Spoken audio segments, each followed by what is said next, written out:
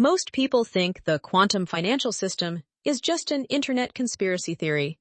They think it's science fiction, but the biggest banks in the world, JP Morgan, HSBC, and the Federal Reserve, aren't treating it as fiction. They are treating it like a deadline. There is a date marked on their calendars that most people ignore. November 2026. This is when the global banking language changes forever. It's when the old world of money officially turns off.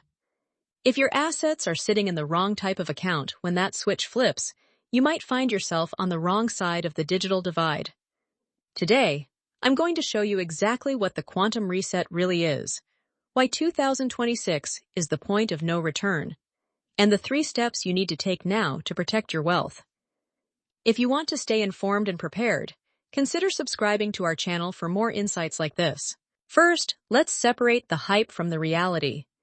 You've probably heard rumors about QFS satellites and debt jubilees. Let's put that aside for a second and look at what is actually signed into law. It's called ISO 2022.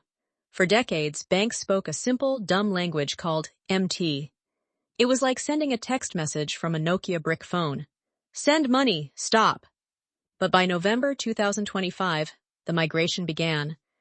And by November 2026, the coexistence period ends. The old system is deprecated. Why does this matter to you?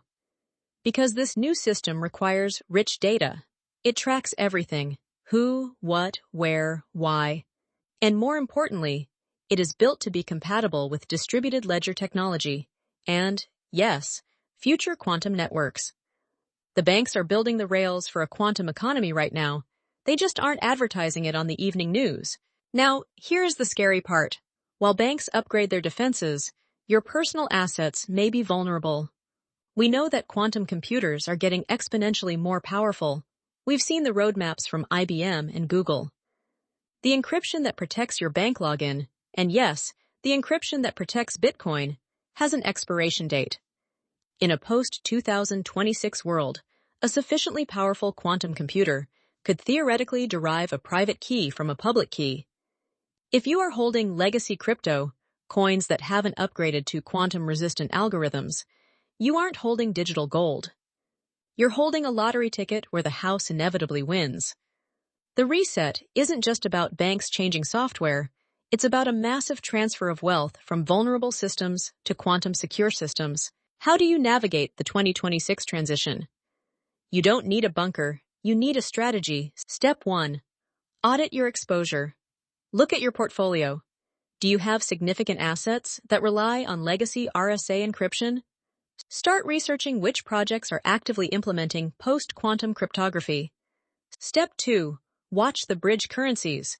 Pay attention to the assets that are already ISO 2022 compliant.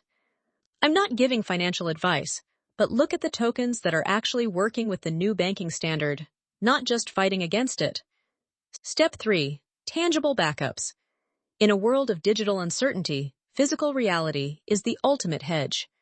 Don't be 100% digital. The quantum financial reset isn't a single day where the world ends. It's a process. And we are right in the middle of it. November 2026 is the deadline for the banks. Make sure it's not the deadline for your financial freedom. If you want to know exactly which encryption standards are safe and which ones are doomed, watch the next videos where I break down the top quantum-safe algorithms. Stay paranoid, stay prepared. I'll see you in the future.